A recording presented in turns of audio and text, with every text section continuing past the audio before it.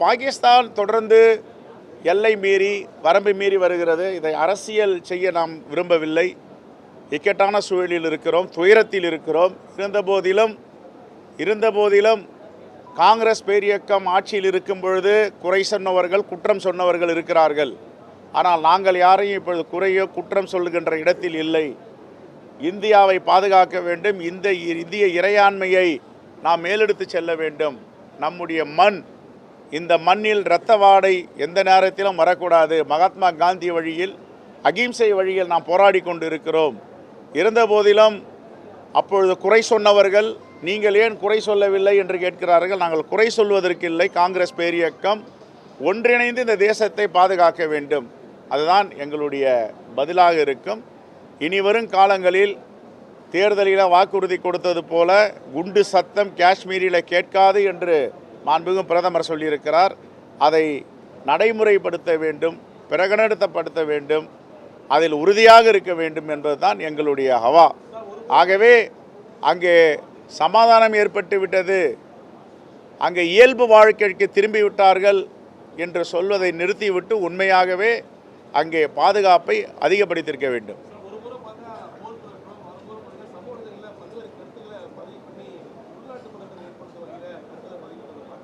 என்ன கருத்து?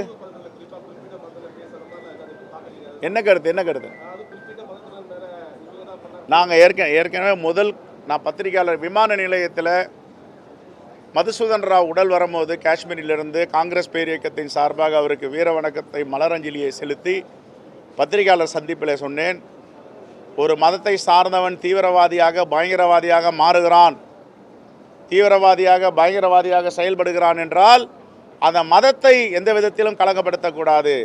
தீவிரவாதிக்கும் பயங்கரவாதிக்கும் எந்த காலத்திலும் மதம் கிடையாது. அவனுக்கு பிடித்திருக்கிற மதம் வேறு, இந்த மதம் வேறு. ரெண்டுத்தையும் கலந்து பார்க்கக்கூடாது. யானைக்கு எப்படி மதம் பிடிக்குமோ அந்த மதம் தான் தீவிரவாதிகளுக்கும் பயங்கரவாதிகளுக்கும் நம்முடைய சகோதரன், நம்முடைய சகோதரி, இதுவும் ஒரு உயிர் என்று பொருட்படுத்தாமல் சுட்டு படுகொலை செய்கிறான் என்றால் அவனுக்கு ஏது மதம்? ஆகவே இதில் மதம் சாயம் பூசுவதை நாங்கள் விரும்பவில்லை.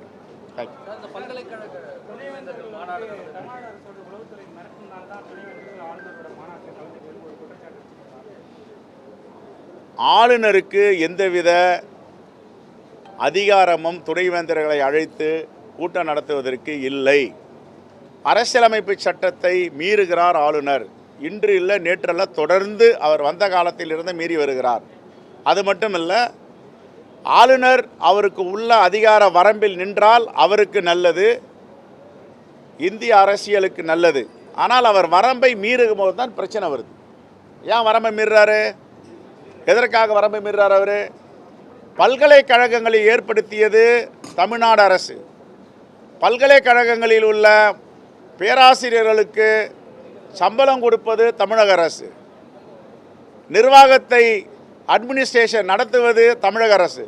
இங்கே ஆளுநர் வந்தார்.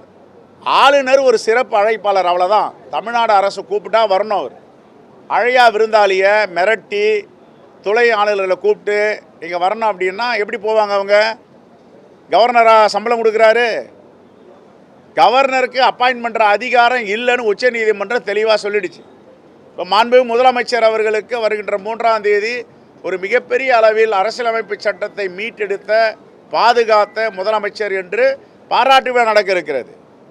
இந்த நேரத்தில் துணை ஜனாதிபதியை துணைக்கு அழைத்து கொண்டு ஆளுநர் இப்படிப்பட்ட இந்திய அரசியலமைப்பு சட்டத்துக்கு எதிராக செயல்படுகிறார் என்றால் வன்மையாக கண்டிக்கத்தகுந்தது.